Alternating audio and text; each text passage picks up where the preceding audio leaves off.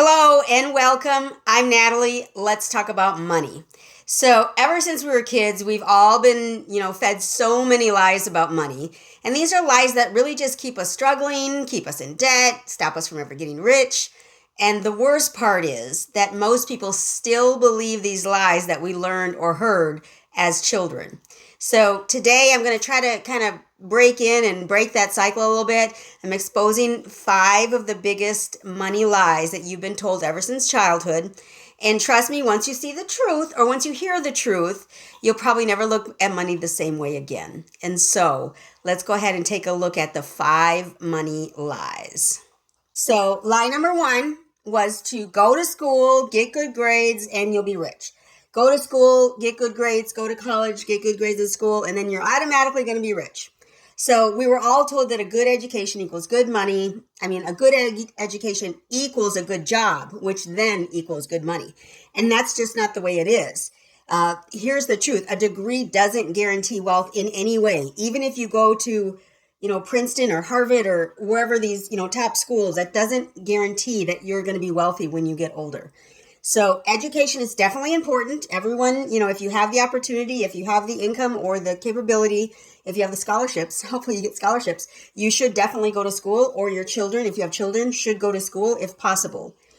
But financial success comes from high income skills in investments and financial literacy, not just the diploma. Some of the wealthiest people never even finish college, and instead they just learn marketable skills. They, built businesses. They invested wisely. They helped other people build successful businesses. Not everyone needs to go to college, needs to go to Harvard and earn a doctorate degree. Like that's not the path for everyone. You can be wealthy without even going to college at all. And it's been proven by so many people that are wealthy and have not been to college or have no interest in college. Not that college is bad. Again, if you can afford it, then do it. If you can't afford it, think twice. Maybe go to a trade school instead. So the second lie we've all been told is that you should save every single penny and you'll be financially secure forever. And while saving is vitally important for certain goals, like, for example, goal number 1 is to create an emergency fund or save an emergency fund. Once you have that emergency fund saved off in an account, then you're just working toward paying off maybe your home if you have your home. So saving every penny in a jar under your bed like a child, or saving every penny in a box out in your backyard like old school is not really the plan. It's not really what you should do. And we've always been told save, save, save. But no one told us about inflation, and with the inflation rates they are right now, this is crazy times. Crazy times. And it shouldn't be like this normally, but right now it is crazy.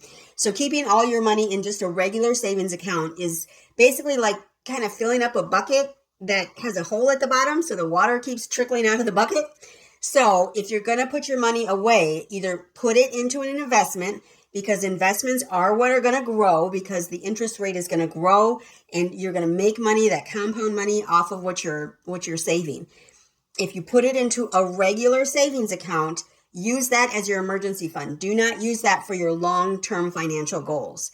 So investing is really what actually grows your money. If your cash isn't working for you in your stocks, real estate, or a business, you're basically losing out.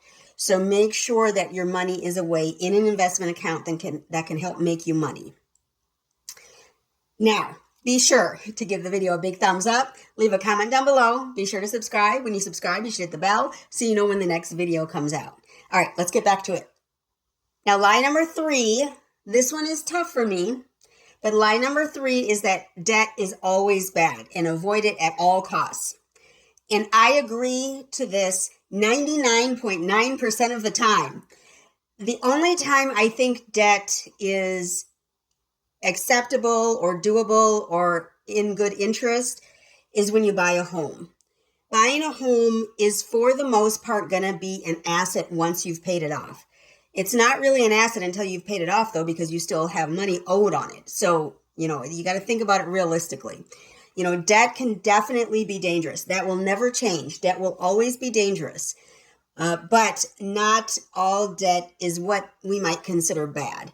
And again, I would only consider buying a home as it's not good debt, because no debt is good. So I can't agree to that. But it's not as bad as getting a car loan or a student loan or credit cards or whatever else. So the home loan is the one that I think is acceptable because everyone needs a place to live.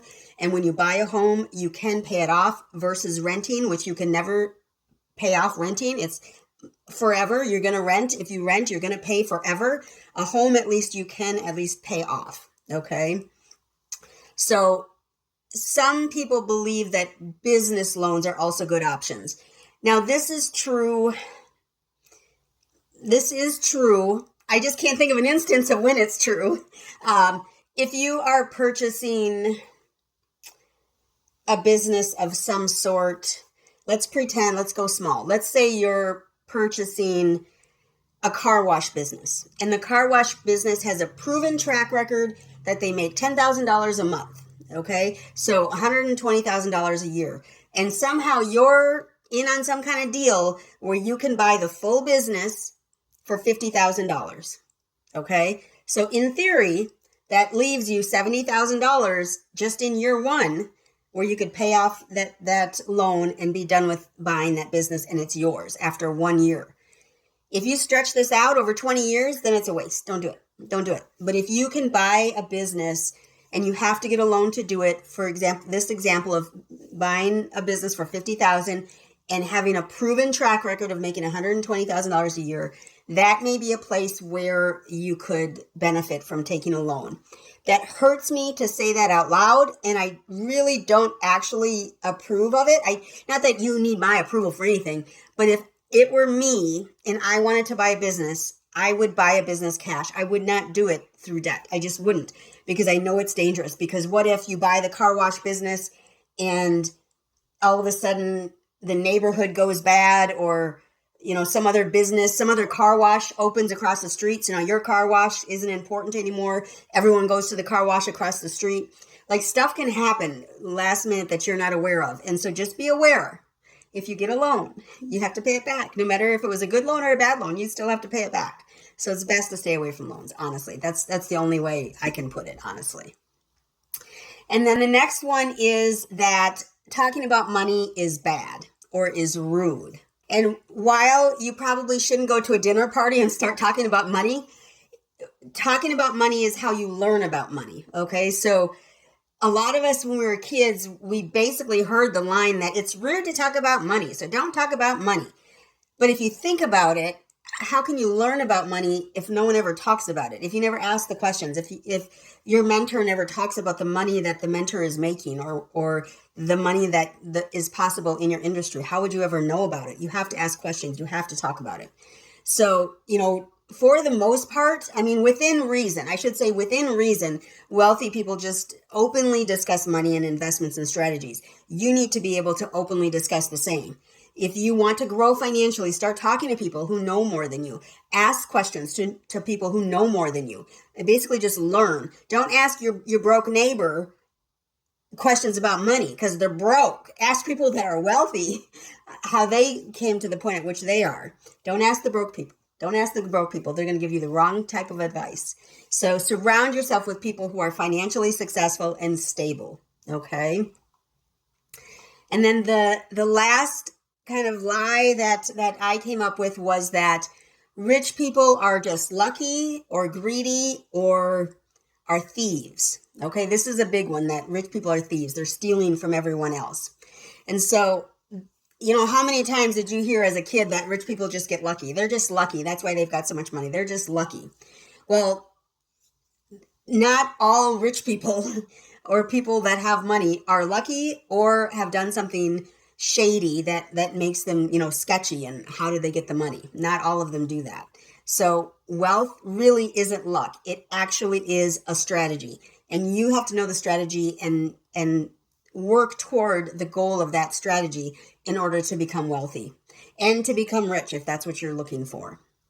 So there are some proven wealth building principles. So first, they invest early and they invest often. So as early as you can start investing, do it. As often as you can invest, do it.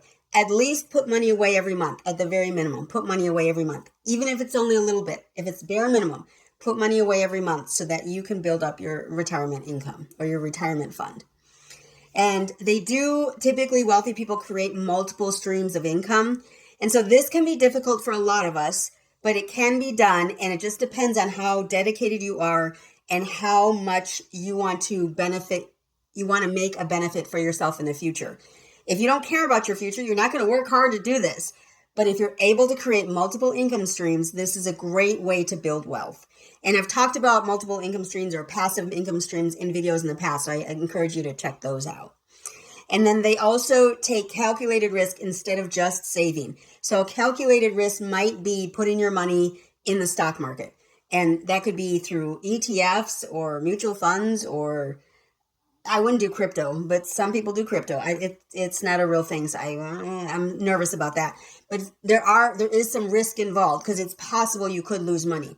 Now, when you bury your little piggy bank out in the backyard, you are burying your profits, because when you bury money, there is inflation that's happening. And so if you only put $5,000 in this little piggy bank jar in the backyard, it's only going to ever be $5,000.